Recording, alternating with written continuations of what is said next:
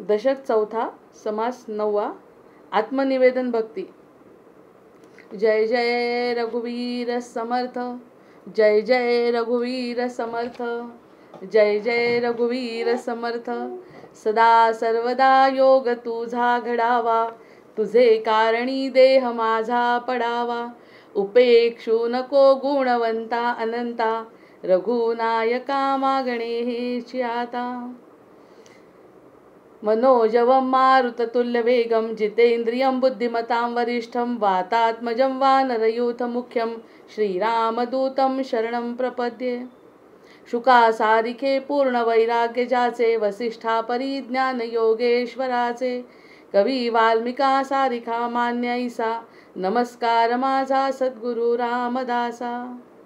जयाचा जगी जन्म नामार्थ झाला, जयाने सदा वासनामात केला। जयाच्या मुखी सर्वदा नाम कीर्ती, नमस्कार त्या ब्रह्मचैतन्य मूर्ती। नेत्राने गुरुराज मूर्ती आपुली, मी जे धवा पाहिली। तू विष्णू शिव तूच दैवत मला, तू तात तू माऊली। झाला भाव मनात या मग करू, कोणास पाचारण। प्रल्हादा गुरुराज यानित तुम्हा, माझे असो वंदन। ऋषिकल्पं रामभक्तं, गुरुयज्ञेश्वराभिधं। चतुर्वेदेश्वर प्राणं, प्रणमामि पुनः पुनः। जय जय रघुवीर समर्थ, जय जय रघुवीर समर्थ।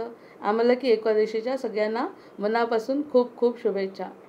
गणेश शारदा चैव सद्गुरु सज्जनस्तथा, आराध्य दैवतं गुह्यं सर्वं मे रघुनंदनः। गणेश शारदा सद्गुरु संत सज्जन कुळेश्वरू, सर्व ही माझा रघुवीरू सद्गुरु रूपे श्रीराम। माझे आराध्य दैवत परमगुह्य गुह्यातीत, गुह्यपणाची मात न चले जेथे। यो जातो मरुदंश जोक्षित तले, संबोधयन् सज्जनान् ग्रंथं यो रचयन् सुपुण्यजनकं, श्रीदासबोधाभिधम्। यः कीर्त्या पठनेन सर्वविदुषां, स्वान्तापहारी सदा। सोऽयं मुक्तिकरक्षितौ विजयते, श्रीरामदासो गुरुः।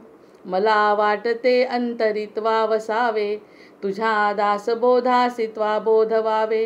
अपत्या परी पाववी प्रेमग्रासा, महाराजया सद्गुरु रामदासा। ब्रह्मानंदं परमसुखदं केवलं ज्ञानमूर्तिं, द्वन्द्वातीतं गगनसदृशं तत्त्वमस्यादिलक्ष्यम्। एकं नित्यं विमलमचलं सर्वधी साक्षिभूतं, भावातीतं त्रिगुणरहितं सद्गुरुं तन्नमामि। गुरुर्ब्रह्मा गुरुर्विष्णु गुरुर्देवो महेश्वरः, गुरुः साक्षात् परब्रह्म तस्मै श्रीगुरवे नमः। अनेन प्रियतां देवो भगवान् जानकीपतिः, श्रीरामचन्द्र पूर्वेषाम् अस्माकं कुलदैवतं। श्रोता वक्ता श्रीराम समर्थ, जय जय रघुवीर समर्थ, जय जय रघुवीर समर्थ, जय जय रघुवीर समर्थ। दशक चौथा समास नववा आपला चालू आहे आत्मनिवेदन भक्ती। आत्मनिवेदन भक्तीचे आपण 11, 13 आणि 14 इतक्या ओव्या आपल्या झालेल्या आहेत। तत्व साक्षत्वे वोसरती, साक्षत्व नुरे आत्मप्रचिती, आत्मा असे आदियंती आपण कैचा। आता सध्या भगवत प्राप्तीवरची जी निरूपण चालू आहेत ना, त्याच्यामध्ये सगळा रेफरन्स आपल्याला याचा मिळतो। तर ते पण कदाचित व्हिडिओज जर मिळाले यूट्यूबवर टाकले ते ऐका, त्यामध्ये सगळे हे रेफरन्स मिळतात। कारण त्याच्यावरती जास्त चिंतन भगवत प्राप्तीवर केलं आहे। तसंच म्हटलं त्यांनी की आत्मा एक स्वानंद घन नाही, तत्व साक्षत्वे ओसरती, तत्व जे आहे ते साक्षत्विनी साक्षभावानी साक्षीभावानी। जसं त्या दिवशीचं उदाहरण आहे, कोणतीही गोष्ट समोर जरी घडत असली तरी त्यामध्ये आपण स्वतः लक्ष न घालणे किंवा त्याचा आपल्याशी संबंध नाही असं गृहीत धरून वागणे आणि नुसतं विचार न करणे, वागणे सुद्धा साक्षीभावानी। मग ते दुःख थोडं कमी होतं किंवा ते सुख पण आपल्या डोक्यात जात नाही। कारण सुखसुद्धा सहन करणं कठीण आहे। सुखसुद्धा जितकं दुःख तरी एक वेळ सहन करेल माणूस की ते ठीक आहे, ते कठीण आहे सहन करणं। पण सुख न कळता आपल्या डोक्यात जातं. म्हणजे हा अहंकार जास्त वाईट आहे, त्यामुळेच कुंतीने दुःख मागितलं आहे.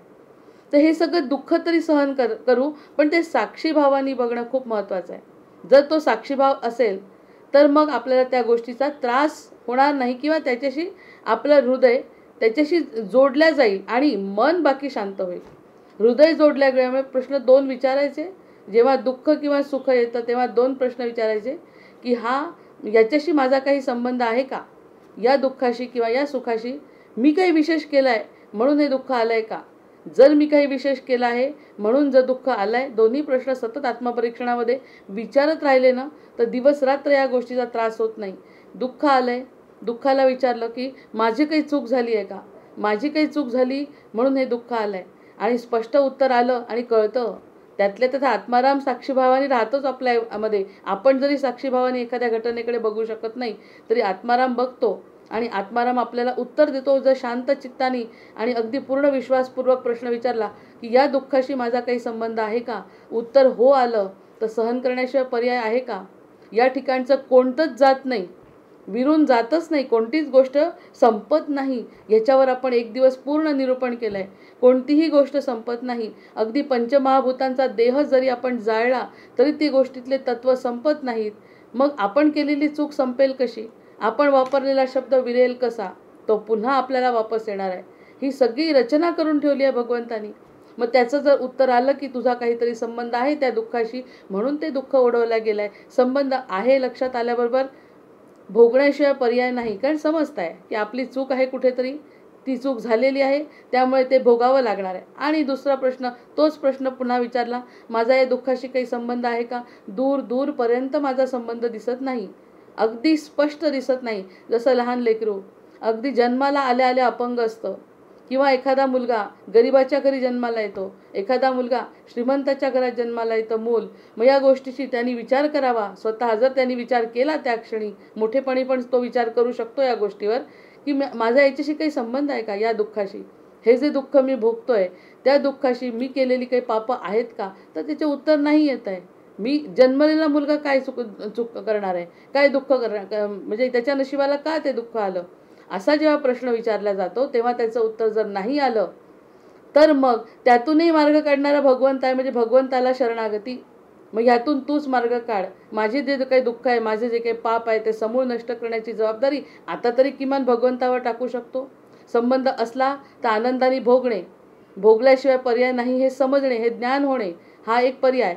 म्हणजे भोगत असताना सुद्धा आपण भगवंताला शरणच गेलेलो असतो, पण फक्त भोगतोय ही एक संकल्पना असते मनामध्ये, की ही जी गोष्ट घडते आहे ती मला भोगणं भाग आहे, म्हणून मी आपल्याच मनाने निर्णय घेतो, हे भोगतो. पण दुसऱ्या घटनेमध्ये जेव्हा माझा काहीही संबंध नाही असं वाटतं, तेव्हा बाकी आपण पूर्ण मनाने शरण जातो. म्हणजे दुसऱ्याच प्रकारचं दुःख जास्त चांगलं आहे, ज्यामध्ये आपल्या प्रश्नाचं उत्तर मिळत नाही. अगदी शेवटचा पर्याय आहे हा, की कोणत्याही प्रश्नाचं उत्तर मिळो नाही तर न मिळो, प्रत्येक गोष्ट शरण जर गेलं तर यावरती एकच उपाय आहे, आणि तो म्हणजे भगवंताला शरण जाणे. हे जर सद्गुरूंचं वचन आपल्याला पटलं तर मग साक्षत्वे ओसरती. साक्षत्व नुरे आत्मप्रचिती. आणि साक्षत्व नसेल तर आत्मप्रचिती कशी येणार? आत्मप्रचितीसाठी साक्षत्व पाहिजे. साक्षत्व कसं? साक्षत्वाचं उदाहरण कसं? मी म्हणते तेच घडत असल्या. एकदा एक लहान मुलगा होता आणि तो त्याच्या आईवडिलांना असं सारखं वाटायचं की हा आमचं सगळं ऐकतो आणि इतका सद्गुणी मुलगा आहे, अगदी याच्यामध्ये काही दोषच नाही आहे. खरंच अगदी सत्शील चांगला मुलगा, आईवडिलांना नमस्कार करणारा सगळा. मग साक्षीभावानी एखादी तिसरा व्यक्ती जेव्हा आला घरामध्ये, सतत जर कौतुक झालं त्या मुलाचा, हा मुलगा खूप चांगला आहे, सद्गुणी आहे, काहीही त्याच्यात कमतरता नाही, म्हणजे कोणतीच गोष्ट कोणाजवळ बोलता येत नाही. जर त्या व्यक्तीने असं सांगितलं, आलेल्या त्या साक्षीभावानी बघणाऱ्या माणसाला, तिसऱ्या माणसाला जर सांगितलं की हा मुलगा अतिशय चांगला आहे, तर तो काय म्हणतोय? तो जो साक्षीदार आहे, म्हणजे तो तिसरा विचार करू शकतो. आई वडील किंवा घरातले लोक एकच विचार करतात की हा मुलगा चांगला आहे, हा मुलगा चांगला आहे, याच्या व्यतिरिक्त विचार मनात येतच नाही.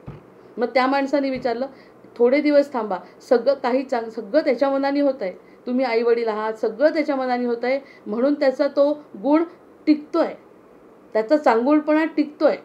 कारण काय आहे की तुम्ही त्याला पूर्णपणे आधार देताय, तुम्ही आहात त्याच्यासोबत, त्यामुळे कदाचित त्याचा हा गुण टिकत असेल. पण अगदी हे अंतिम सत्य नाही. पुन्हा अंतिम सत्यावर, अनुभूतीवर. हे अंतिम सत्य नाही, कारण त्याचा जीवनाचा शेवट झालेला नाही अजून.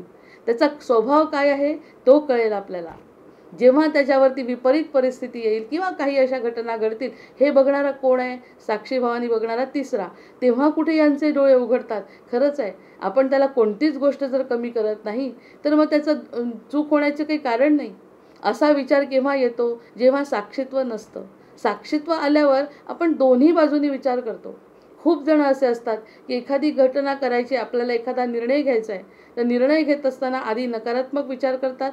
त्या गोष्टींनी काय नकारात्मक परिणाम होतील, त्या गोष्टींनी काय सकारात्मक परिणाम होतील, सकारात्मक अधिक आहेत की नकारात्मक अधिक आहेत, नकारात्मक जर अधिक असतील तर हा निर्णय घेणं योग्य आहे की नाही, हा सगळा विचार करून जर एखादी गोष्ट केल्या गेली तर मग ती साक्षीभावाने केली असं म्हणता येतं. प्रत्येक वेळी मी म्हणेन तसंच होत जाईल हे गृहीत धरून जर एखादी गोष्ट केली तर त्यामध्ये कदाचित आपलं नुकसानसुद्धा होऊ शकतं. असे कितीतरी उदाहरणं आपण बघतो की अगदी चांगल्या हेतूनी भरपूर पैसा लावून एखादी गोष्ट सुरू करतो, पण नकारात्मक विचार काही न झाल्यामुळे प्रत्येक वेळी चांगलाच परिणाम येईल असं गृहीत धरता येत नाही आणि नुकसान त्याला पचवावं लागलंय. आणि मग तेव्हा जे त्याला न्यूनगंड येतो तो अतिभयंकर असतो. त्यापेक्षा प्रत्येक गोष्टीकडे साक्षीभावाने जर बघता आलं तर ती आत्मप्रचिती केव्हा येईल? जेव्हा आपल्याबद्दल दुसरा काहीतरी विचार आपण करू. दुसरा काहीतरी विचार जो आपल्याला वाटतोय तोच नाही, याच्या व्यतिरिक्त दुसरा विचार जर केला तर बाकी आपल्याला आत्मप्रचितीची शक्यता आहे. अन्यथा आपला तो बाळ्या म्हणतच राहतो आपण, मी माझं मन आणि माझ्यासारखं चांगलं, माझी बुद्धी, माझं सगळं कसं चूक, मी किती चांगला विचार करते आहे, ह्याहून चांगलं काही असूच शकत नाही. सात्विकाचा सुद्धा अतिरेक चालत नाही भगवंताला. सात्विकाचा सुद्धा अतिरेक चालत नाही, तर मग बाकी रजोगुण आणि तमोगुणाचा तर प्रश्नच उद्भवत नाही. मग त्या ठिकाणी आत्मप्रचिती येण्यासाठी आपल्याला दुःखातून जावं लागतं.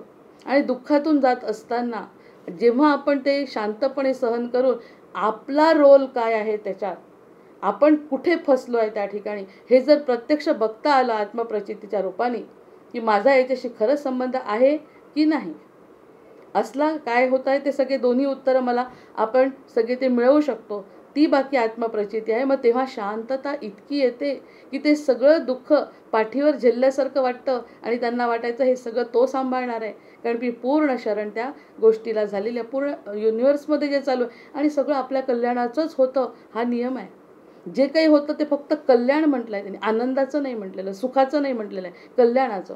ज्या आपल्याला गोष्टी दिसत नाहीत त्या, आपलं मन न सगळ्यात वाईट आहे. याच्यासाठी एक उदाहरण अगदी म्हणजे बोलता बोलता त्यांनी सांगितलं. रस्त्यात बोलता बोलताना एखादा व्यक्ती आपल्याला मारतो, एखाद्या व्यक्तीने झापड मारली, आता गांधीजींसारखं नाही करायचं, एखाद्या माणसाने जर आपल्याला झापड मारली तर ती झापड लागते का आपला अपमान होतो, हा भाग महत्त्वाचा आहे. आपला अपमान होतो, त्यांनी मारलेले झापडीने आपल्याला स्वतःला ते लागतं जास्त का आपल्याला अपमान जास्त होतो. त्यामुळे लागलेली गोष्ट, घटना कमी महत्त्वाची आहे, आपला अपमान जास्त महत्त्वाचा आहे. म्हणजे मन हा विचार करतोय की आपल्याला मारलाय. आणि सिद्धांत असं सांगतो की ज्यावेळी त्यांनी मारलं त्यावेळी आपण त्याला मारलेलं असतं, आपल्याला मारलेलं दिसलं नसतं तरीसुद्धा आपण त्याला अप्रत्यक्षपणे मारलेलं असतं, पण आपलं मन मानत नाही. त्यांनी मारलं, मी अजून मारलं नाही, ह्या अपमानाचा मी बदला घेणार आणि त्यासाठी तो ते दुःख विसरत नाही. मारलेलं त्यांनी आहे याचा सिद्धांताचं उत्तर पण मिळेल. त्यांनी मारलं, माझा अपमान झाला, त्याचा अपमान केल्याशिवाय मला बरं वाटणार नाही. हा एक गोष्ट त्या ठिकाणी इतकी पक्की रुजते की मरेपर्यंत ती घटना विसरत नाही. म्हणजे मारणं ह्याची जखम केव्हाच दूर झालेली. मारलंही जोरात नाही आहे, त्या जीव नाही घेतलेला, नुसतं मारलं. हा अपमान जो आहे तो अपमान मन सहन करत नाही आणि त्या मनाच्या गुंत्यात माणूस अडकत अडकत अडकत 40 वर्ष त्या घुंग्यासारखं त्यातच राहतो आणि त्यातून बाहेर पडू शकत नाही. त्यासाठी आत्मप्रचिती. आणि हे झालं उदाहरण मारण्याचं. आणि हेच मारणं, असाच धक्का गालाला जर आपण चालता चालता भिंतीला लागला, आपला भिंतीवर जर आपला गाल आपटला आणि भिंतीला लागलं तर आपला अपमान होत नाही. लागलं तर लागलीच, औषध पाणी करून अगदी काहीतरी लागलं वाटतं, चुकलंच माझं चालताना. मग दुसरा व्यक्ती वर अवलंबून आहे ना, मला लागलं का नाही. त्यांनी मारण्यापेक्षा भिंतीचं जे लागणं आहे ते जास्त अधिक जोरात आहे. म्हणजे गाल तोच आहे, घटना तीच आहे, पण दुसरा व्यक्ती आपल्यामध्ये किती महत्त्वाचा आहे हे या उदाहरणावरून लक्षात येतं, की दुसरा व्यक्ती जो माझा अपमान करतोय ते नाही विसरू शकत. ही भिंत बिचारी काय करणार आहे? भिंत निर्जीव आहे आणि तिला लागलं ते तिच्यापेक्षा जास्त लावून सुद्धा मी विसरून जाते. म्हणजे हे सगळे मनाचे खेळ आहेत की नाही? लागणं महत्त्वाचं आहे का नाही? दुःख महत्त्वाचं आहे का नाही? जर मला वाटलंच नाही दुःख, तर दुःख महत्त्वाचं कुठे? मारणारी भिंत आहे. मग भिंतीला एक तर मारत नाही आपण, तिला फोडून टाकत नाही. आणि दुसरी गोष्ट, त्यांनी अपमानच होत नाही. उलट म्हणतोय की मला काहीतरी लागलं वाटतं, औषधोपचार करू, अधिक जास्त लागलं असेल तर इंजेक्शन घेऊन येऊ, कोणालाही कोणत्याही प्रकारचा दोष देत नाही. तीच चापड एखाद्याने मारली की त्याला आपण म्हणे उत्तर दिलंय निसर्गाच्या पद्धतीने, जर ते उत्तर दिलंय हे लक्षात आलं ना, तर त्या क्षणी आपण शांत व्हायला पाहिजे. हा निसर्गाचा नियम कळला काल, की त्यांनी मारलं म्हणजे आपण मारलेलं आहे, पण आपण ते समजत नाही, म्हणून त्याच्या पश्चात्तापामध्ये आणि ह्या सगळ्या गोष्टींमध्ये आपलं जीवन जातं. म्हणून आपले उलटे कर्म फिरतात आणि पुन्हा पापातून पाप निर्माण होतं. मग हे आत्मप्रचिती बघायचं, की मी मारल्यानं माझ्या मनाने ते सगळं क्लिअर झालेलं आहे, आता पुढचा प्रवास त्याचा माझा वेगळा आहे.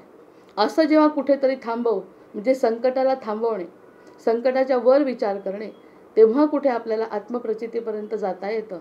कारण ह्या गोष्टीशी आपला कितपत संबंध आहे, हा अपमान महत्त्वाचा आहे का ती जखम महत्त्वाची आहे, ह्या गोष्टींचा विचार केला तर आत्मप्रचितीपर्यंत. आत्मा असे आदी अंती आपण कैचा, तोही आत्मा आहे, आपणही व्यक्तीवर अवलंबून नाही.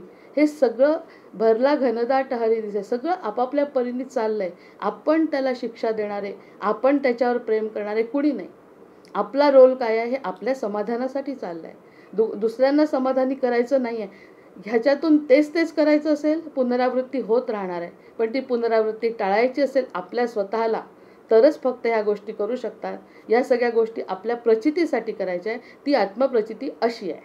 या पद्धतीने जेव्हा विचार करू, तेव्हा त्या भिंतीच्या उदाहरणासारखं अगदी स्पष्ट आहे, की समोरचा व्यक्ती जर निर्जीव आहे, समोरच्या व्यक्तीने जर माझा अपमान केला नाही, तर मला त्या गोष्टीचं वाटत नाही. म्हणजेच या दुःखाने जर माझा अपमानच केला नाही, माझा त्या दुःखाशी संबंधच नाही, असला संबंध भगवंत बघून घेईल. या निरपेक्ष भावनेने जेव्हा बघू, तेव्हा कुठे काहीतरी आपल्याला साक्षात्वानी, आपल्याला आदी अंती आपण कैचा, आपण कोण याचा शोध लागेल. आणि आपण शोध आपलाच घेतोय, आपल्याला सापडत नाही. कस्तुरी मृगामध्ये जशी कस्तुरी असते आणि त्याला सुगंध येतो, की तो सारखा फिरतो इकडे तिकडे, कुठून सुगंध येतोय, कुठून सुगंध येतोय. आणि सगळ्यात शेवटी जेव्हा तो पडतो खाली जमिनीवर, तेव्हा त्याला कळतं की आपल्या नाभीमधूनच तो सुगंध येतोय. अशी आपली परिस्थिती आहे की नाही? ज्या ठिकाणी ते म्हणतात आपली परिस्थिती आहे म्हणजे सगळं आपल्याजवळ आहे, आपला आपण सांभाळ करायचा आहे, असं जर असेल तर ही पिंड ब्रह्मांड तत्वरचना विश्वाकारे व्यक्ती नाना तत्वे विस्तारली. त्याचं उत्तर त्यांनी सांगितलं आदी अंती आपण कैचा, आत्मा एक स्वानंद घन. आता महावाक्य नाही का? आता दुपारी जे सांगितलं अहम ब्रह्मास्मी, तेच महावाक्य या ठिकाणी आलंय. म्हणजे तेच म्हणजे येणारच ते, पण विषय आज नेमका निरूपणाचा आनंद घन परमात्मा हाच होता. आत्मा एक स्वानंद घन म्हणला, तर मी आनंद घनाला स्वानंद घन शब्दांमध्ये बदल आहे. स्व आनंद, जर आज आनंद झाला, ह्या किती मोठा आपल्याला शोध लागेल. होतच तर नाही, हाच तर प्रश्न आहे. हा होत नाही आनंद, हा खरा प्रश्न आहे.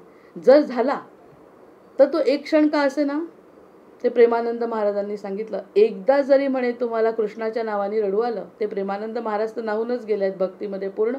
1 मिनिट जरी तुम्हाला कृष्णाच्या नावाने जर तुम्हाला, तर ते तुम्ही जीवन जगले 1 मिनिटाचं, बाकी सगळं वाया आहे, सगळं वाया आहे. म्हणजे ते जे आनंदात राहतात, दोन्ही किडन्या गेलेल्या आहेत त्यांच्या, असं म्हणतात. आता ते तर प्रूफच आहे सरळ की दोन्ही किडनी, विदाऊट किडनी हा माणूस इतकी 10-12 वर्ष राहतोय कसं, ती एक राधा राणी म्हणतात त्या किडनीला. म्हणजे हे सगळे विषय मनाचे खेळ आहेत, पण शरीरही तसं साथ देत आहे त्यांना. आणि या सगळ्या गोष्टीमध्ये स्वानंद घन, आनंद माझ्यामध्ये आहे, हे समर्थांचं वाक्य आज अंडरलाईन करायचं. स्वानंद घन, आपला आनंद तोच परमात्मा आहे, विषय संपला. आपला आनंद, सुख नाही म्हटलंय, आपलं सुख नाही, आपलं दुःख नाही. वरती काय म्हटलंय त्यांनी, की साक्षत्व नुरे आत्मप्रचिती, साक्षत्व नुरे आत्मप्रचिती. आत्मप्रचिती कोणती? एक क्षण जरी माझा या गोष्टीशी काहीही संबंध नाही असं करून जर 1 मिनिट आनंद मिळाला, तर तो स्वानंद घन परमात्मा आपल्याला सापडला, असा अर्थ समर्थ सांगतायत की आत्मा एक स्वानंद घन. हा आत्मा, मग हा आत्मा आहे म्हणून मी आहे. अस्ति ब्रह्म, आहे ते असती ब्रह्म, भासते ते भाती ब्रह्म. जे भासतं ते भाती ब्रह्म आहे. जे आहे ते असती ब्रह्म, म्हणजे तोही आहे आणि मीही आहे. तोही आहे आणि मीही आहे. मीच नाही तर तो आहेच. आता हेही समजलं आता मी असो किंवा पण मी नाही असं होत नाही, कारण माझा जो अंश आहे तो होता आहे आणि राहणार आहे. म्हणजे त्याच्यात आणि माझ्यात फरक काय राहिला, असा प्रश्न आहे. की माझं शरीर गेलं पण शरीरातल्या वस्तू संपल्याच नाही. एवढं करून माझ्या शरीरातला कण जर खरंच एखादा हुशार सायंटिस्ट असेल तर कदाचित तो कणही शोधून काढेल की या कणातून या व्यक्तीची उत्पत्ती झालेली आहे. तो कण म्हणजे दबला का नाही, तो शोधू शकत नाही, आपल्या बुद्धीची मर्यादा आहे. पण जर त्यांनी शोधायचा प्रयत्न केला तर सापडू शकतं, कारण इथलं काहीही संपत नाही. म्हणून या अंतराळामध्ये अशा वस्तू फिरत राहतात. जर एखादी गोष्ट इथे संपत नाही, इथल्या गोष्टी संपत नाही, ज्या गोष्टीचं काय म्हणायचे विलिनीकरण होत नाही, त्या अंतराळात फिरतात, त्याचासुद्धा एक मोठा थर तयार झाला आहे म्हणे. कारण संपायची शक्यताच नाही. प्लास्टिक संपत नाही, तर प्लास्टिक संपत नाही म्हणून सगळ्या नद्या ब्लॉक होतात, हे दिसत आहे. मग आमचं शरीर तरी कसं संपेल बरं? शरीर संपलं, एक वेळ संपलं, पण जो माझ्या हातून निघून गेलाय तो संपत नाही म्हणतात ना. जो निघून गेलाय किंवा जो आहे. आता निघून गेल्यावर कशाला विचार करायचा? काशीला जाण्यापेक्षा अयोध्येला जावं. अयोध्येला गेल्यावरती आपल्याला राम दिसतो, तोच राम. जर आहे म्हटलं तर आहे म्हटल्यावर तो स्वानंद आनंदातच असतो फक्त. तो दुःखात नसतो. तो दुःख भोगतच नाही, कारण भोगलं तर दुःख आहे ना. जर भोगलं तर दुःख आहे, नाही भोगलं तर ते दुःखाला जीव मारून टाकलाय या लोकांनी. सगळ्या साधू संतांनी मारूनच टाकलंय त्यांना. समूळ नाश, त्याचा दुःखाचा समूळ नाश, दुःख निवृत्ती, आनंद प्राप्ती, त्यांचं ध्येय आहे. आधी दुःखाची निवृत्ती आणि मग आनंदाची प्राप्ती, किंवा आधी आनंद प्राप्ती म्हणून दुःख निवृत्ती. आनंद प्राप्ती आणि दुःख निवृत्ती. झोपाळ्याचं उदाहरण छान आहे की ज्या ठिकाणी आनंद प्राप्ती म्हणून झोपाळा सोडला खरी, पण दुःख निवृत्ती झाली नाही तर कसं? पुन्हा त्या दुःखात अडकतो माणूस. एक तास बरं वाटतं, एक तासाने पुन्हा दुःख डोळ्यासमोर येतं. मग हे म्हटलं तर ते त्याचं रूप नाही आहे. तुम्ही आपण शरीरातच आहात आणि तुम्ही या देहातच आहात, आणि देहाच्या संबंधीमध्ये याचा काही उपयोग नाही. ही 9वी भक्ती आहे ना. 9वी म्हणजे त्यांनी शेवटचं त्याचं खूप कौतुक केलं आहे शेवटच्या ओळीमध्ये 9व्या भक्तीचं. त्याच्यामुळे ती जर भक्ती समजायची असेल, आत्मा एक स्वानंद घन, या एका शब्दावर पूर्ण विवेचन संपत आहे. आत्मा म्हणजे परमात्मा, तो जो आहे तो स्वानंदाचा कंद आहे. तो कधीच नाराज होत नाही. कृष्णचरित्र वाचल्यानंतर समजतं तो कधीही नाराज नव्हता. तो सतत हसत होता. आई रडते डोळ्यासमोर त्याच्या. आई म्हणते कृष्णा जाऊ नको, तिला ज्ञान देतोय, तिला एवढं मोठं ब्रह्मांड तोंडामध्ये दाखवतोय, सगळं किती शांतता आहे. मला काळजीचं काही कारण नाही, माझ्याबद्दलही काळजी करू नका आणि मीही तुमची काळजी करत नाही, हे सगळं आपोआप घडणार आहे. मग अशा प्रकारचा स्वानंद घन परमात्मा, त्याचं चरित्र आपण वाचतो. रामही रडला नाही, रामही स्थितप्रज्ञ होते. या सगळ्या गोष्टींचा विचार केला तर तो आत्मा फक्त आनंद स्वरूप आहे. सच्चिदानंद रूपाय विश्वोत्पत्त्यादी हेतवे. तो सतत आनंदातच असतो आणि आनंदच आपला मूळ स्वभाव आहे, आणि म्हणून आपण आनंदाचा शोध घेतो. तोही एक महत्त्वाचा मुद्दा आहे. आपण जर दुःखाचा आवड असते आपल्याला, आपण जर दुःखाचं मूल असतो तर आपण दुःखाचा शोध घेतला असता, किंवा दुःख आल्यावर वाईट नसतं वाटलं, त्यालाही आलं मलाही आलं सगळ्यांना चला आनंद करू, चला दुःखातच नाचू म्हटलं असतं. पण मूळ स्वभाव आनंदाचा आहे ना, म्हणून दुःख नको आहे. या छोट्या गोष्टी, वेदांताच्या गोष्टींचा विचार केल्याशिवाय या गोष्टींचं सत्य समजतच नाही. की मला दुःख का नको आहे, मला वाईट म्हटलेलं का चालत नाही, मी चांगली नाही आहे असं मला कोणत्याही लहान छोट्या मुलाला म्हणा, माझ्याकडे दुर्लक्ष केलेलं त्याला अजिबात चालत नाही. 2 वर्षाचा मुलगा, त्याला जर आईने म्हटलं की मी तुझ्याशी आज बोलत नाही 2 दिवस, इतका अपमान होतो त्याचा. तो म्हणतो माझा अपमान आईने केला, तोही घुसून बसतो. माझा अपमान आहे? कोण हा 2 वर्षाचा मुलगा एवढा अपमान होणार? आतमध्ये बसलेला परमात्मा आहे ना, त्याचा अपमान होतो. माझ्याकडे लक्ष द्या, कारण तो आनंद स्वरूप आहे. मग ह्या सगळ्या गोष्टींचा विचार केला, आणि अहमात्मा हे वचन, आणि मीच आत्मा आहे हे वचन आहे. मीच आत्मा आहे हे वचन आहे, अहमात्मा हे वचन. तरी मग आपण काहीचा भिन्न उरला तेथे. मग आपण भिन्न असं उरलं कोण? आपल्याला नाही जमलं हे या गोष्टी, तरी ऐकून तर गोड वाटतं 1 तास आपल्याला, हेही महत्त्वाचं आहे. ऐकण्यानी आणि बोलण्यानी जर समाधान हा 1 तास जरी आपल्याला मिळाला तरी ते जीवन खरं आहे म्हणतात समर्थ. की ज्या आनंदात आपण रमून गेलो, कारण त्याचं स्वरूप आनंदाचं आहे. तो आनंद जर आपल्याला 1 तास मिळतोय, एक 40 मिनिटं मिळतोय, 1 मिनिट मिळतोय त्यातला, तर तो आनंद घन परमात्मा आपल्याला सापडला.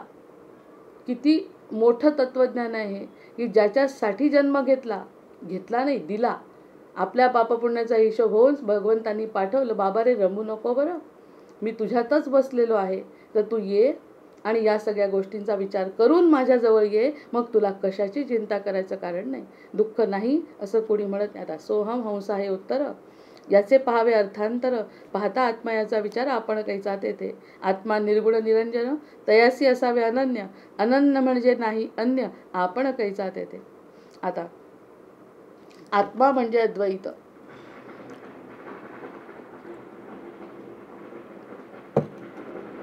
आपण आत्मा म्हणतोय आपल्याला, आपल्या शरीरातल्या आत्म्याला, तो म्हणजे अद्वैत आहे. अद्वैत का बरं आहे?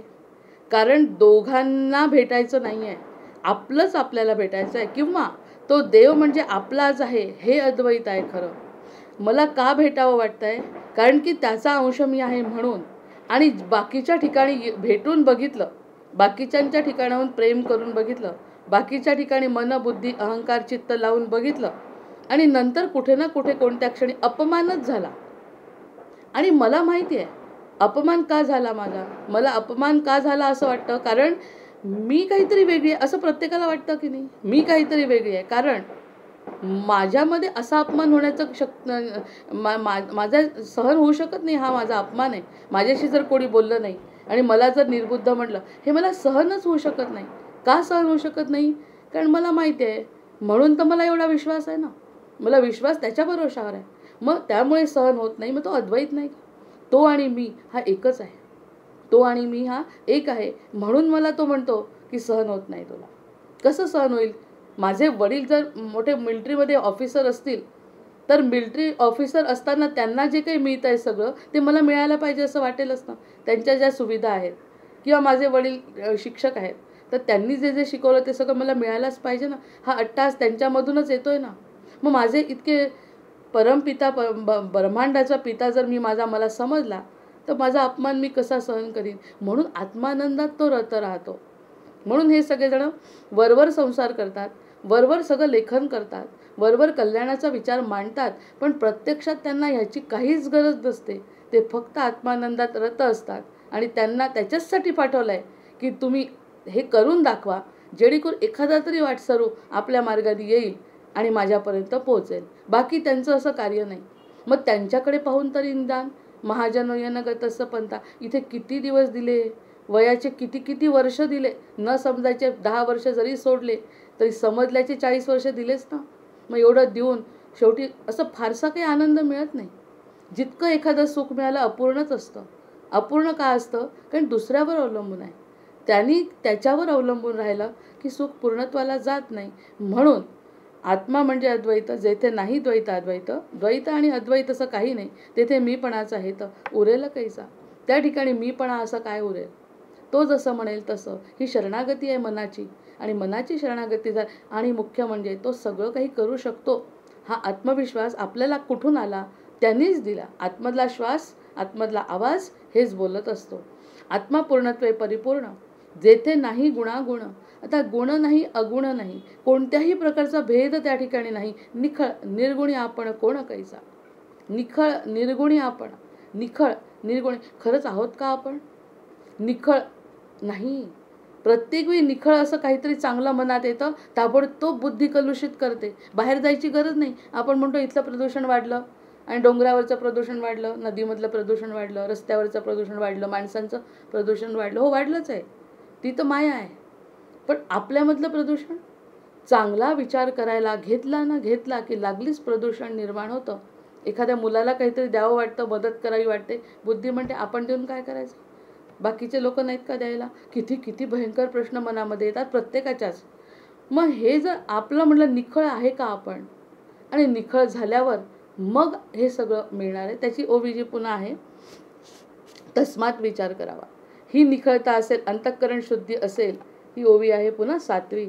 ज्या ठिकाणी निखळता, मनामध्ये पारदर्शकता, निरपेक्षता, किंवा स्वतःवरचा विश्वास वेगळ्या पद्धतीने, ह्याचं करायचं कुणासाठी, देणं घेणं जर झालं तर तो व्यवहार आहे. तो मी त्याला काहीतरी देईन, तो मला काहीतरी देईन, हा व्यवहार आहे. व्यवहार केला तर पूर्णत्व नाही. व्यवहार नाही केला तर पूर्णत्व आहे. कारण आपण फक्त एका बाजूनी करायचं आहे आणि दुसऱ्या बाजूनी काय होईल त्याचं फळ भगवंताला ठरवू द्यायचं आहे. आज नाही 25 वर्षांनी मिळेलच त्याचं फळ. या सगळ्या गोष्टी जेव्हा पाहतो तेव्हा कळतं की आपण खरंच निखळ नाही आहे. हा ग्रंथ शब्द त्याचे ग्रंथ तर सोडा, शब्द एका शब्दावर काम करण्याची गरज आहे. एकेका शब्दाच्या अक्षरब्रह्म ओंकारावर जे काम करायची गरज आहे. सोहम साधना जी म्हटलं त्यांनी तो आणि मी एकच आहे. याच्याबद्दल काल बोललो म्हणून बोलली नाही. सोहम तोच मी. मग असं जेव्हा मनात आले तेव्हा मग या सगळ्या घटनांवर विश्वास राहील. वडिलांवर खूप विश्वास आहे. उदाहरण बघा, इतका विश्वास, इतके वडील लाडके की त्या वडिलांनाही मुलाचं प्रेम आणि मुलालाही वडिलांचं प्रेम. मती फिरली वडिलांची, काही कारण सांगता येत नाही. आणि मग त्या वडिलांनी ठरवलं हे सगळं आपलं जे आहे ते सगळं की नाही आणखी कोणाला तरी अनाथालयाला देऊन टाकायचं. असं ठरवल्याबरोबर तोच मुलगा वडिलांचा खून करायला सुद्धा कमी करत नाही. वडील आहे, इतकं प्रेम करत होते. वडील जन्मदाते आहेत. हे सगळं कशावर अवलंबून होतं मग वडिलांचं प्रेम सगळं? हे समजायला पाहिजे ना. त्या बाईनी इतकी म्हणे कौतुक केलं सासूबाईंचं. कानामध्ये कुड्या होत्या खड्याच्या हिऱ्याच्या. ही घडलेली घटना आहे. हिऱ्याच्या कुड्या होत्या जोपर्यंत आणि सासूबाई मरायला टेकल्या इतकं त्यांचं कौतुक त्या सासूबाईंचं. आमच्या सासूबाईंना हे लागतं, आमच्या सासूबाईंना ते लागतं. आणि जेव्हा मरायची वेळ आली तर सासूबाई देणार ना कुड्या, मग ते कुठे ठेवणार? मग त्यांनी सांगितलं तुलाच देणार आहे. मग तेव्हा तुला देणार म्हटल्यावर ते खुश झाली. आणि त्याच्यानंतर अचानकपणे त्या बाईंच्या मनात आलं की हिला नाही देऊ, आपण आपल्या मुलीला देऊ. ताबडतोब तिने खाली उतरवून ठेवलं, लवकर जातील सासूबाई म्हणून. म्हणजे हा सगळा घटनाक्रम काय सांगतो? काहीतरी दिलं, काहीतरी घेतलं तरच आपला व्यवहार पूर्ण होतो. म्हणून त्या ठिकाणी पूर्ण हा निखळपणा नाही आहे. निखळ आयुष्य नाही आहे. कोण आहे आपण? निखळ प्रेम करणारं आहोत आपण. आपण निखळ प्रेम करणारे आहोत. आपण निखळ आनंद बरं नाही करू शकत कोणासाठी काही, पण आपला आनंद स्वतःचा तर स्वतः मिळवू शकतो. तर निखळ आनंद घेण्याची प्रक्रिया ज्याच्याशी कुणाचाही काहीही संबंध येणार नाही असा एकट्यातला आनंद. मग एकांत म्हणजे हा आनंद देणारा प्रकार आहे. एकांतामध्ये राहून आपल्याला ओळखायची जर साधना केली तर ती सोहम साधना देवापर्यंत घेऊन जाते. इतरांमध्ये कितीही मिसळलो आपण तर आपण देवापर्यंत पोहोचू शकत नाही. काही लोकांचा स्वभाव असतो की सगळ्यांमध्ये देव बघतो, ते पण तिथून जाऊ शकतात. आकाशात पतितम तोयम यथा गच्छति सागरम सर्व देव नमस्कारा केशवम प्रति गच्छति. कोण कशा मार्गाने जाईल सांगता येत नाही. पण त्या ठिकाणी जर देव बघितला तर तेवढी शरणागती प्रत्येक माणसाच्या प्रती द्यावी लागेल ना. तो त्याच्या स्वभावाप्रमाणे करेल ना. कितीतरी लोक परोपकार करणारे आहे, कष्ट करणारे आहेत की ज्यांना त्या ठिकाणी परमात्मा दिसतो आणि परमात्म्याच्या रूपाप्रमाणे ते त्यांचा उपकार करतात आणि त्या ठिकाणी देवाला भेटतात. मग देव कुठे आहे हे जर आपल्याला समजलं तर या सगळ्या गोष्टी आपापल्या कर्माप्रमाणे, आपापल्या बुद्धीप्रमाणे, आपापल्या गुरूंच्या कृपेप्रमाणे साध्य होऊ शकतात. त्वंपद असिपद निरसुनी सकळ भेदाभेद तो असणे असिपद. असी म्हणजे शेवटचा, आपल्या शेवटचा गीतेमधले शेवटचे 6 श्लोक, 6 अध्याय. असित्व म्हणजे अथातो ब्रह्म जिज्ञासा. आहे, मी आहे ह्याच्यावर आपण खरंच कधी काम केलं? इतकं शिक्षण झालं आहे, MS झालेले लोक आहेत, PhD झालेले लोक आहेत, पण मी आहे या गोष्टीवर त्यांचा अजून विश्वासच नाही. मी आहे हे त्यांनी गृहीत धरलं आहे. मी आहे. एखाद्या सासूबाई असतात किंवा एखादी आई असते, इतकं कष्ट करते ती बिचारी प्रेमाने करते. याचं कारण तिचं मुलांवरती प्रेम आहे. ती अगदी मनापासून सतत दिवस रात्र करते. तिच्या स्वभावातच येत नाही काही की हे आपल्याला काही प्रेम करत नाही. ती करत राहते. मग एक दिवस असा येतो जर तिला करता आलं नाही, हिने केलं नाही म्हणून गोंधळ होतो. मुलं म्हणतात तू करायलाच पाहिजे. म्हणजे कुणाला गृहीत धरलं? गृहीत धरल्या गेलं त्या व्यक्तीला. करते म्हणजे गृहीत धरल्या गेलं. असं होत आहे ते. आम्हाला शरीर आहे, मी आहे गृहीत. त्याच्या कोणत्याही प्रकारची उपासना त्या शरीरासाठी करत नाही. कोणत्याही प्रकारची कृतज्ञता व्यक्त करता येत नाही. आम्हाला डोळे दिले, डोळा गेल्यावर समजेल की डोळ्याची किंमत काय. हे सगळं अतिशय मोठं काही तत्त्वज्ञान नाही आहे. हे अतिशय छोटं तत्त्वज्ञान आहे. जे आपल्याजवळ आहे त्याचं आपल्याला किंमत नाही. आणि जे नाही त्याची एक पेन्सिल जरी कमी असलं तर ते मूल दिवसभर रडतं. तो स्वभाव आपण अजूनपर्यंत सोडलेला नाही. एखादी गोष्ट जर हरवली तर त्यासाठी आपल्याजवळ ज्या आहे त्या गोष्टी पूर्णपणे विसरून आणि वाईटच गोष्टीचा मनात विचार केल्यावर कसं देव भेटेल? देव म्हणतो आहे त्याच्यात जर तुला क्षणभर जरी सुख मिळालं तर त्या लहान मुलाचा स्वभाव आणि 60तल्या माणसाच्या स्वभावात कोणता बदल आहे? फक्त वस्तू बदलतात. त्याची पेन्सिल असते, आपली आणखी नातू असतो. एकूण काय? वस्तू बदलतात पण स्वभाव बदलतच नाही. स्वभाव नाही म्हणायचा आहे, हा भाव त्याचा बदलत नाही. त्याच भावामध्ये असतो. इथून सोडून जंगलात जरी गेला तरी माझ्या घरी काय झालं असेल हा विचार आला तर पुन्हा अस्तित्वाला विसरलाय, स्वतःच्या अस्तित्वाला विसरलाय असं म्हणणं आहे. अस्तित्वाबद्दल त्वंपद असी पद निरसुनी सकळ भेदाभेद वस्तू ठाईची अभेद आपण कैसा. ह्या भेदांमध्ये अभेद असलेली वस्तू कोणती आहे? तर मी आहे. आणि तो मी म्हणजे हे शरीर नाही. तो भेद म्हणजे मी. मी म्हणजे कोण? जो चितेत गेल्यावर सुद्धा वर निघून जातोय तो मी आहे. मग तो कसा आहे? आता जर आपण श्वासाचा विचार केला, वर जाणारा श्वास आठवत असेल जिवंतपणी, याची देही याची डोळा पाहिला मुक्तीचा सोहळा. याच ठिकाणी आपण म्हणतोय की आपला असा वर जातोय. जात असताना त्यांनी काय सोबत न्यावं? तसा कसा निघून जाईल तो? असा जरी विचार केला तर ती साधना आहे म्हणतात ते. निरसुनी सकळ भेदाभेद. आपण गावाला जातोय, आता 15 तारखेपासून गावाला जायचं. किती तयारी? ही वही घेऊन जाऊ, ती वही घेऊन जाऊ, हे कपडे घेऊन जाऊ, पाणी घेऊन जाऊ, खायला. या सगळ्या तयारी आपण करतो, करावीच लागते. तिथे गेल्यावर अडचण होते. त्या वेदांत सप्ताहामध्ये त्यांनी सांगितलं की तुम्हाला मुंबईचं काहीच माहिती नाही, मुंबईचं काहीच माहिती नाही आणि मुंबईचं स्टेशन कोणतं माहिती नाही. एवढ्या 10 गाड्या येतात तुम्हाला माहिती नाही. साधा पुण्याहून मुंबईला जायचं असेल, तुम्हाला काहीही माहिती नसताना जर तुम्ही मुंबईत उतरले, काय गोंधळ होईल? मुंबई तसंही मेट्रोपॉलिटन एवढी मोठी सिटी आहे, कसं होईल आपलं? आपण जर मुंबईला कुणीही नाही आपल्याला घ्यायला आणि सरळ उठलो आणि मुंबईला गेलो, नुसतं मुंबई, ऑस्ट्रेलिया आणि इंग्लंड म्हटलंच नाही, फक्त मुंबईला गेलो, आपली काहीही तयारी नाही. सामान भरपूर आहे, खायला प्यायला सगळं आहे. कुठे उतरायचं काय आणि कुठे जायचं माहिती नसेल तर आपला किती गोंधळ होईल. मग आपल्याला माहिती आहे का देवाच्या तिथे कुठे जायचं आहे आपल्याला? अजूनपर्यंत असं त्या महाराजांनी रडत सांगितलं की आपल्याला माहिती आहे का तुला कुठे जायचं आहे, कोणतं स्टेशन आहे, कोण घ्यायला येणार आहे, काहीच कल्पना नाही. आणि तरी निघालो आहे, कोणत्या क्षणी जाणार आहे माहिती नाही. मग याची काहीच सोय आपण करायची नाही का? याची जर सोय करायची असेल तर मग भेदाभेद विसरावाच लागेल आणि मी कोण आहे याचा शोध मला घ्यावा लागेल. कारण मला एकट्याचा प्रवास करायचा आहे, अद्वैत आहे. मला एकट्याचा सद्गुरू सोबत आहेत. त्या एकट्याचा जर प्रवास करायचा असेल आपल्याला तर सोबत कुणाची आहे आपल्या? हे सगळे कोण येतं, कोण कुठपर्यंत येतं ह्याची सुद्धा तर किती श्लोक सगळ्यांना माहिती आहे. कोण कुठपर्यंत, किती सुंदर कल्पना असतात त्या की आपण जर गेलो तर 4 लोक येतात स्मशानापर्यंत, मुलगा बिचारा तिथपर्यंत येतो, बायको तिथपर्यंत येते आणि शेवटी शरीर पण आपलं सोडून देतो. मग आपण चाललो पुढे, यावेळी आपली सोय काय? या वस्तूची भेद आपण कैचा. आपण कोण आहे? मग आपण कोण आहे? आणि आपली सोय आपण नाही करायची तर कोणी? तसं स्वार्थी व्हायचं आता. भगवंत स्वार्थी नाही खरे का आहे? मला पण तसंच स्वार्थी व्हायचं आहे आता. कुणाचाही राग नाही, कुणाचाही द्वेष नाही, कुणालाही सोडलेलं नाही. मुख्य म्हणजे सोडायचं काहीच नाही. हा तर ते आनंदाचा आहे.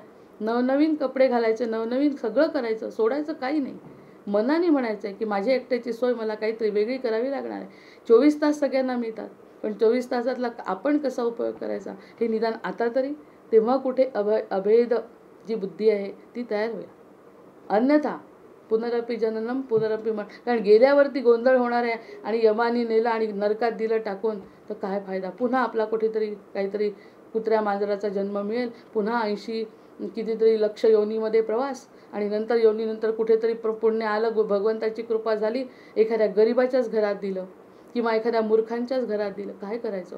आता छान संबंध मिळालेले, सगळं काही आता सुयोग्य संधी आलेली आहे. मग हा भेद ओळखायचा. आता आपण कोण, आपण कैचा हा विचार करा. निरसता जीवशिव उपाधी, निरसिता जीवशिव उपाधी, जीवशिवची कैचे आधी, स्वरूपी होता दृढबुद्धी आपण कैचा. आता जीव आणि शिव एकच आहे. आता जीवशिव ही उपमा दिली. आज एकादशीचा दिवस आहे. पवमान अभिषेक खूप जणांनी केला असेल आज गुरूंना. आजचाच दिवस असतो की ज्या दिवशी आपण पवमान करू शकतो. मग हे सगळं जेव्हा जीवाचं शिवाशी मिलन, करचरण कृतम वा कायजम कर्मजम वा, मग हे सगळं म्हणत असताना माझे हात जेव्हा जोडते तर माझे हात हेच देवाला पूजा वाटते. मग हे जेव्हा करतो जीवाची शिवाशी मिलन आहे ते. आपल्याला इथलं काहीही देता येत नाही त्याला. त्याचे 65 जे आज लिहिलं गेलं ते खरंच त्याच्या संबंधितच लिहिलं गेलं. मग हे जेव्हा लिहितो जीवशिवाची उपाधी, जीवशिवाची कैसे आधी, कोण आधी? अर्थात शिवा आधी आणि जीवनंतर. मग ह्या जीव पण त्याच्याचपासून उत्पन्न झाला आहे ना. ब्रह्मांडामध्ये जी काही उत्पत्ती झाली ती सगळी त्याच्यापासूनच. एकोहम बहुश्याम, त्याचीच उत्पत्ती आहे. स्वरूप होता दृढबुद्धी आपण कैसा. ते स्वरूप एकदा दृढ झालं जीवाचं आणि शिवाचं. नारायण जोडी अर्जुनाची जोडी नरनारायणाची जोडी म्हणतो. तशी माझी आणि जीवाशिवाचं मिलन हाच तर शेवटचा पर्याय.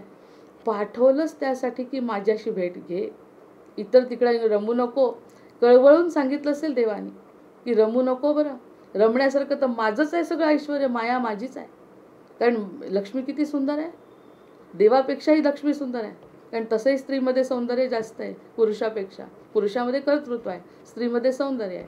मग तिच्याकडे रमू नको बरं, माझीच आहे ती.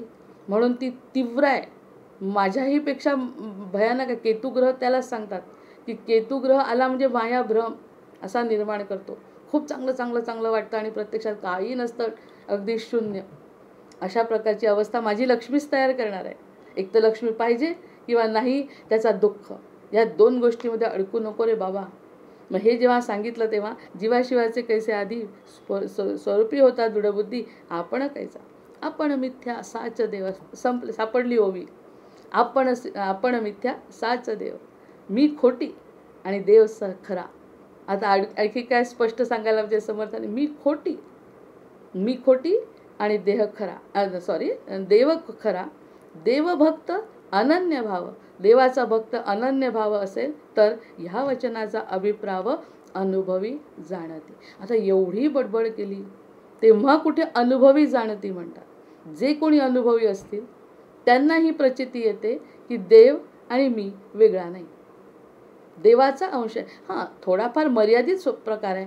मग याच्यासाठी आपण उदाहरण पण त्याविषयी सांगितलं ना की रामाने अवतार घेतला मर्यादित नररूपामध्ये, धर्माचरण केलं, किती दुःख भोगलं, नररूपामध्ये दुःख आहेच, तसा अंश आहे. आता रामासारखी आपली पात्रता नाही, त्यामुळे आपल्याला असा कलियुगामध्ये जन्म मिळाला आहे. त्याच्यामुळे आपल्या परीने आपण चाललोच आहे नरदेहामध्ये.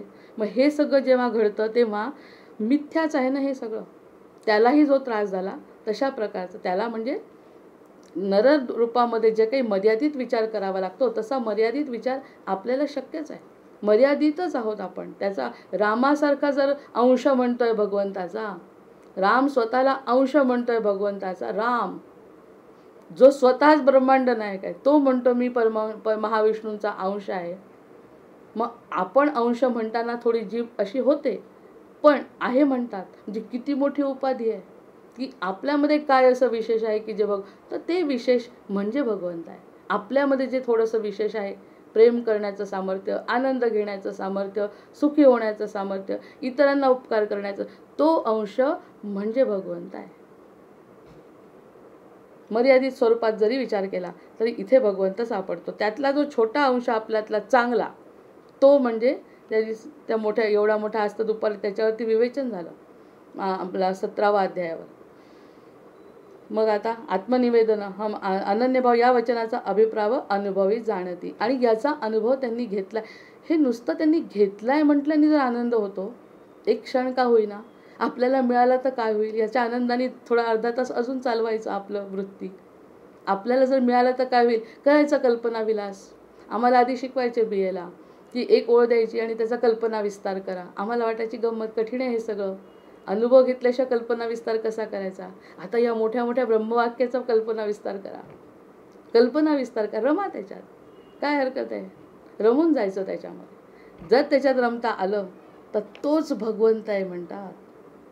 अजून काय सांगायला पाहिजे समर्थांनी. म्हणजे अगदी गुह्य ज्ञान आहे ते. म्हणतात ते अनुभवांनी त्यांनी घेतलंय आणि त्यांनी घेतल्याचा आनंद आपल्याला मिळतोय. आणि तो आनंद टिकवायची जबाबदारी कोणाची, आता आपलीच फक्त. काय कोणाचा संबंधच नाही या ठिकाणी, काहीही कोणाचा संबंध नाही. आणि तसंही काही संबंध, राग येण्याचं कारण नाही, माझा प्रवास एकट्याच आहे असं जर प्रत्येकाने म्हटलं तर आत्मविश्वासाने बोलायचं की माझा प्रश्न एकट्याच आहे आणि माझी सोय करायची आहे, बाकीच्यांचा या ठिकाणी कुठे प्रश्न येतो आहे काय. या नावा आत्मनिवेदन, ह्याला म्हणतात आत्मनिवेदन. किती गोड आहे सगळं. ह्याला आत्मनिवेदन म्हणतात. मी माझा, याचा अर्थ स्वार्थी, कोणाला त्रास देतोय, अगदी वाईट करतोय, अगदी दुर्लक्ष करतोय, घरातली कामं पण नाही करणार मी आता, हां माझं आत्मनिवेदन भक्ती चालू आहे, हां असं अजिबात चालणार नाही. कर्तव्य सोडायचं नाही, पहिला अध्याय आणि 1 ते 6 कर्तव्य.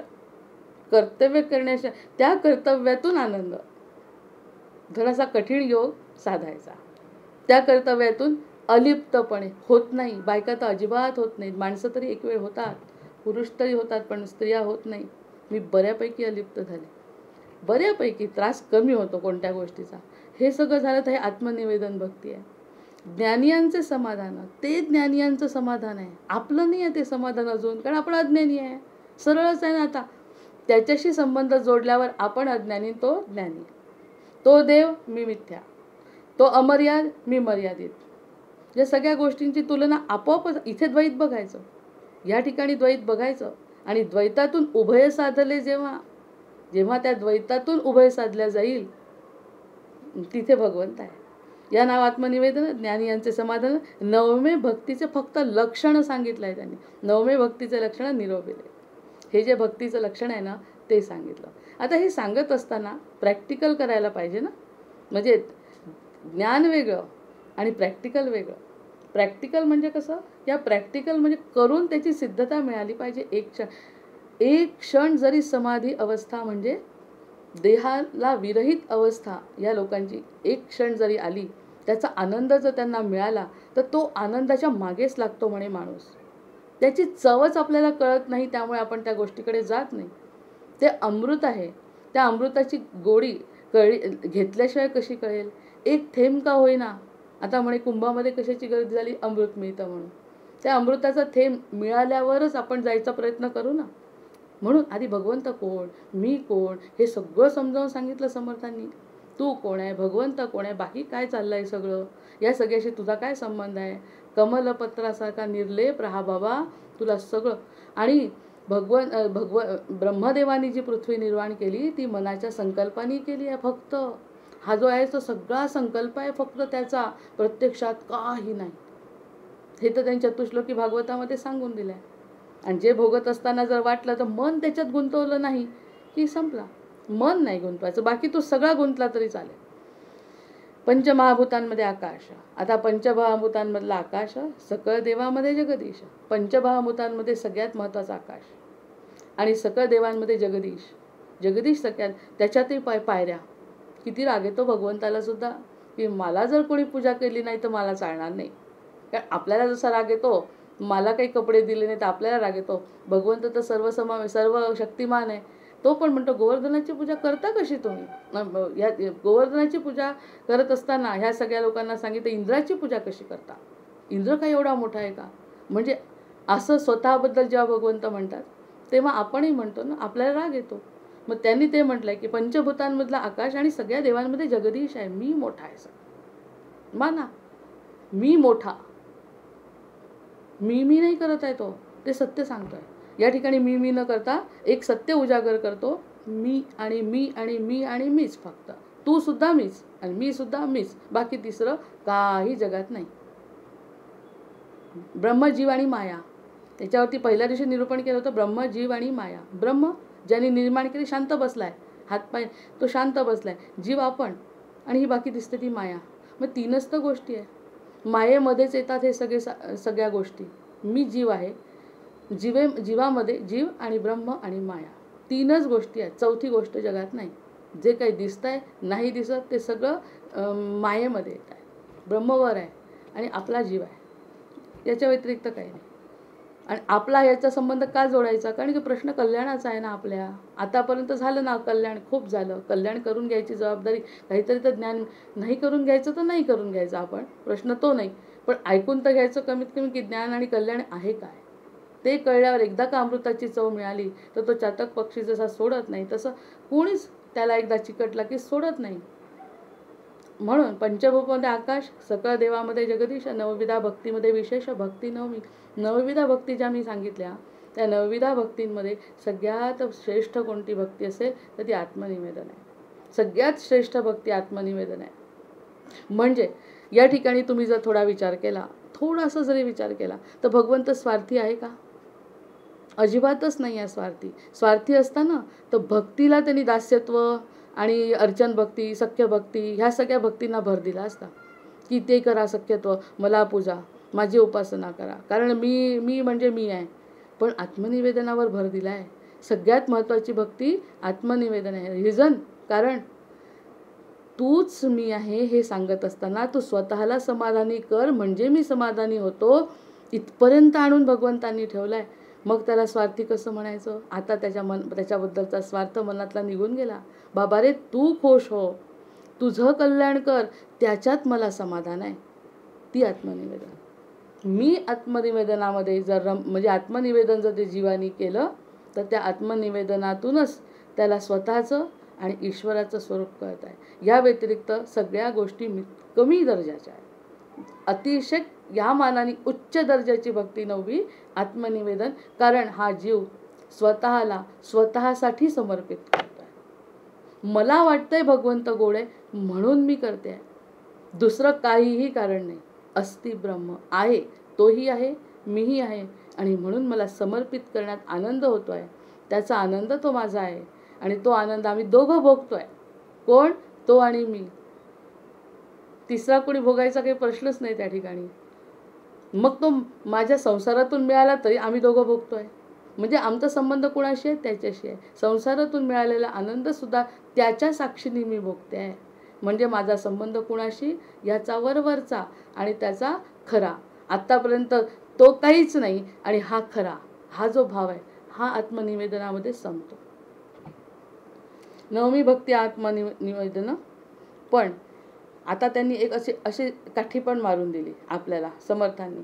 न होता आपल्याला इतकं गोड गोड कौतुक सांगितलं आणि नाही केलं. आताच मगाशी थोडासा शब्द माझ्याही तोंडी आला की नाही केलं तर नाही केलं, काय फरक पडतोय? ते म्हणतात न होता न चुके जन्म मरण. नाही जर केलं तर जन्ममरण चुकणार नाही. आणि फार सुंदर जन्म आहे का आपला? म्हणजे गर्भवासाचं दुःख सांगितलं त्यांनी, त्याच्यानंतर संसाराचं दुःख सांगितलं त्यांनी, प्रत्यक्षात सुख काहीच मिळालं नाही तेही सांगितलं.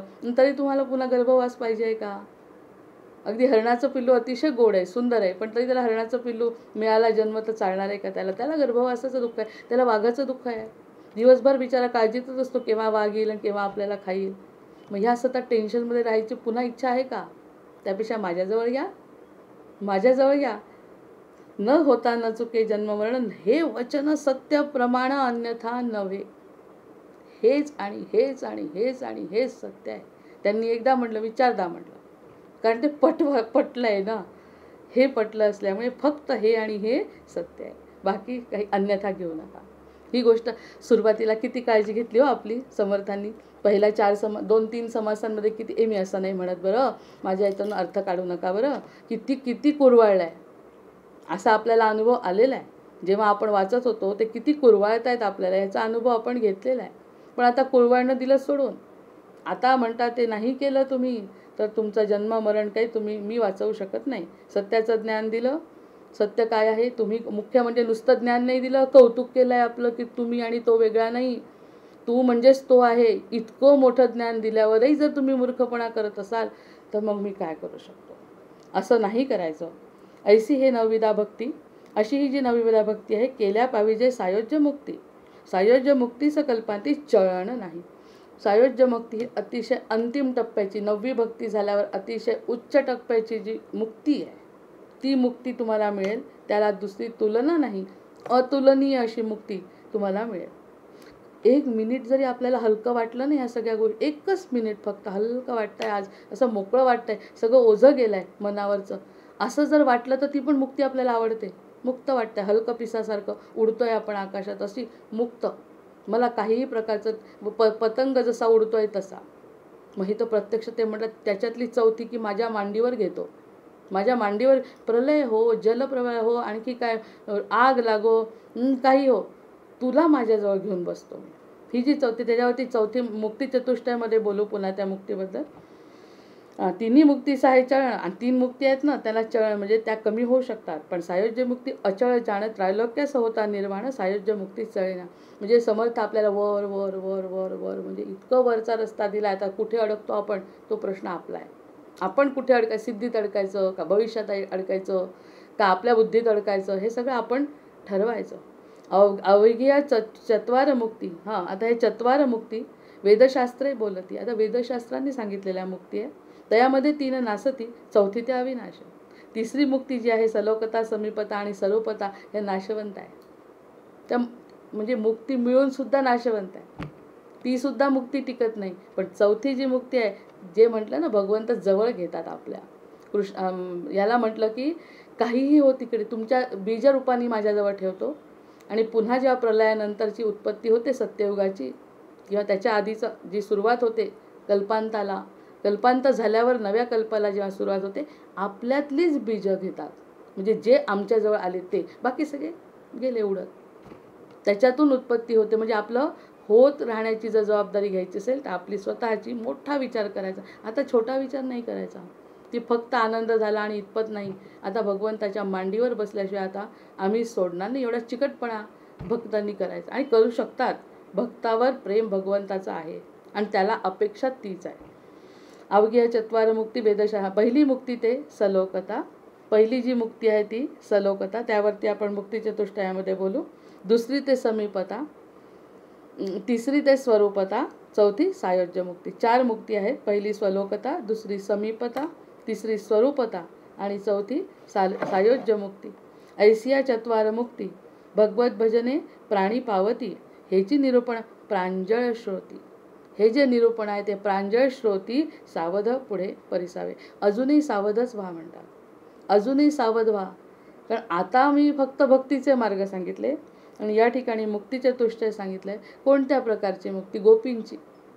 आणि ती जी काय प्रकार आहे तो प्रकार आता मुक्ती चतुष्टयमध्ये ते आता आपल्याला वर्णन करणार आहे. म्हणजे आतापर्यंतचा जो वेदांत आहे तो वेदांत हा फक्त आता कसा झाला, मार्ग दाखवला आहे.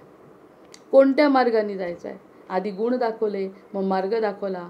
किती कठीण कठीण कठीण कठीणकडे झालं. आता प्रत्यक्ष मुक्ती काय आणि कोणत्या प्रकारची मुक्ती आपल्याला मिळू शकते, म्हणजे आपली बुद्धी, आपले सद्गुरू कितपर्यंत आपल्याला नेऊ शकतात, ह्याचा आनंद आपण आता मुक्ती चतुष्टयामध्ये घेऊया. दशक 4, समाज 10, मुक्ती चतुष्टय 2 वाजते. मुळी ब्रह्म निराकार, तेथे स्फूर्तिरूप अहंकार, तो पंचभूतांचा विचार ज्ञान दशकी बोलिला श्रीराम. तो अहंकार वायोरूप, तयावरी तेजाचे स्वरूप, तया तेजाच्या आधारे आप आवरणोदक दाटले श्रीराम. त्या आवरणोदकाच्या आधारे धरा धरिली फणीवरे, वरती 56 कोटी विस्तारे, वसुंधरा हे श्रीराम. येवरी परिग सप्तसागर, मध्यमेरू महाथोर, अष्टदिक्पाळ तो परिवार, अंतरे वेष्टील राहिला श्रीराम. तो सुवर्णाचा महामेरू, पृथ्वी सतयाचा आधारू, 84 सहस्र विस्तारू, रुंदी तयाची श्रीराम. जय जय रघुवीर समर्थ.